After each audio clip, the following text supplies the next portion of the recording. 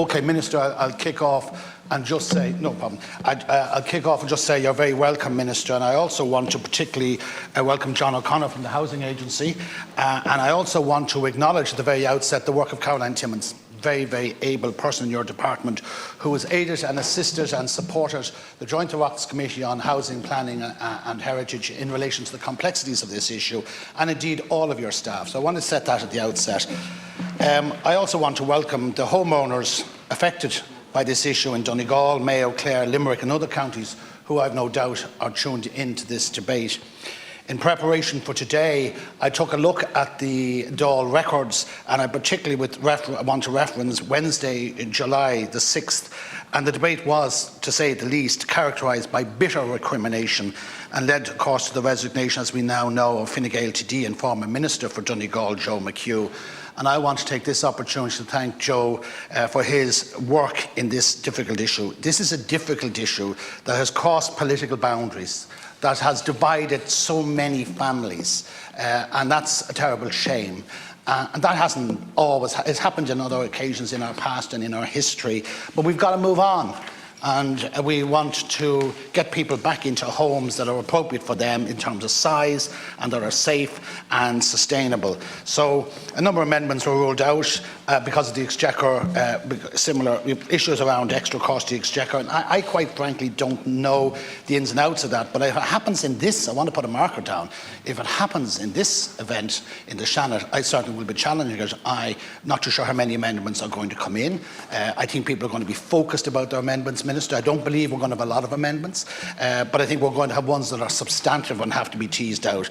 So I want to acknowledge the work of Michael McNamara, who I know is involved, from Clare TD, independent colleague of mine. And look, the reality is the bill was passed and we move on. And so we're now in the Senate. And let's be clear, hopefully this bill won't be guillotined. Hopefully we'll have sufficient time to tease it out. Because a guillotine is not a thing for the Minister. Guillotine is a matter for this House. And if we decide, and it gets the support, to guillotine it, then we're to blame. Nobody else, not the clerk, not the administration, not the minister, but we here in this House, and that's where the blame lies. So I just want to touch on a few issues, Minister.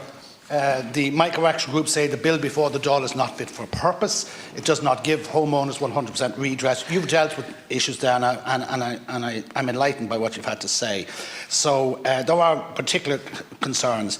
They say it simply does not make sense to rebuild on suspect foundations, and the government is ignoring the science around the presence of other minerals or possibly other minerals in this bill. They have also argued that people should be allowed to downsize, and you say, and reassured me here today, that people will be allowed to downsize. I think the issue is that someone could downsize from 2,000 square feet to 1,500 and keep the difference, and there are issues around that. And this is public money at the end of the day. And I suppose I want to say I'm mindful of the fact that this is a redress scheme. It's not really an insurance scheme. It's the state standing up to the plate, acknowledging that there was wrong, acknowledging there were shortcomings on behalf of the state and the monetary authorities there. And that's another day's work. We're going to have to pursue the people involved here, because that's sometimes getting lost in all this debate. So I just want to push on, really, Minister, to say I think it's important that we work together. I think we have an opportunity in the Shannon to refine and improve the redress scheme. But I also acknowledge your heavy emphasis on the regulations here today, and that's something that you have the scope for, and I believe you're sensitive enough to the issues, both politically and practically and realistically. They are issues that we have to address, and we work in an economy, but we work in a society, and we work in the context of politics too, and proper democratic engagement in politics. And no one wants to be the subject of bully boy tactics by anybody in politics, to be cajoled into a situation of responding in a way that perhaps is irresponsible, in a way that is unreasonable and unfair, and drawing on the funds and the finances and the expertise of this state. The state are, and I wish to acknowledge this on the record of the House, standing up, acknowledging there were shortcomings. But let's move on now and get people homes, and I want to acknowledge the work there. I do say, Minister, that this is a very controversial issue, and culpability and liability is something that I think we need to put a huge emphasis on. I am not going to stand up here and name suspect quarries or providers, or building material providers or builders indeed. We all know that there are issues out there. And Minister, I'd ask you to commit again to pursuing through the courts, and the government to pursuing through the courts, those that made and sold these defective concrete blocks and products. Yes, it's difficult.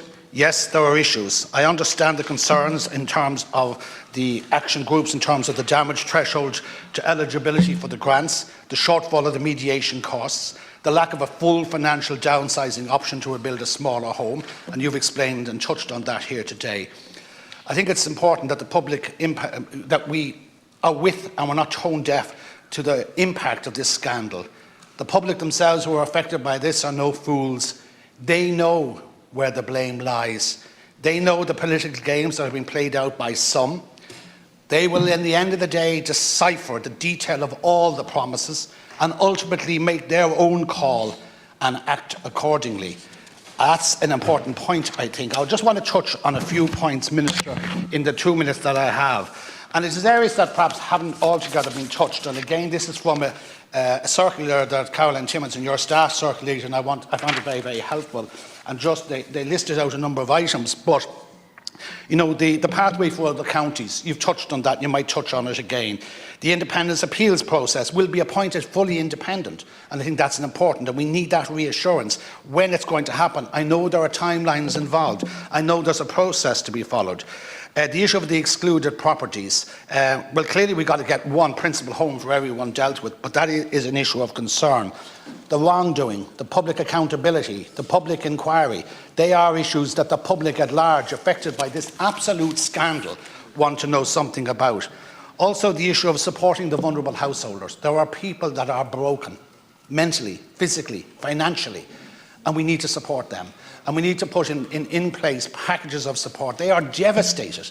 And yes, people have suggested to me there are a few scammers out there. I don't buy into that. The majority of people are decent, hard-working people, many of them in their 60s, with no incomes now coming in or expected to come in, who want to replace and rebuild their homes. So I think that's important. Minister, I'm going to finish on that just to say that two issues I want to finally wrap up on: the ongoing resources for our local authorities. So there will be a number of local authorities are going to be burdened for a long time with the responsibility of acting as agents on behalf of the state, agents on behalf of the scheme. And I'd like if you could assure us that, particularly in Donegal and the other counties that are now affected, that we know of, that there will be sufficient expertise and professional resources, maybe not permanently, but drafted in to complement the local authorities, and also the role of the National Housing Agency. They have a huge role in all of this too, and I think it's important that we have funding there. But look, we're going to have to make decisions here this week in relation to this bill.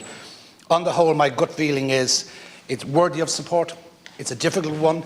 There are political considerations in all of our decisions. We're politicians, let's be honest here, but we have to take the common good for the state and how best we can address the issues, put in a fair and reasonable redress scheme, and support the government and get on with the job.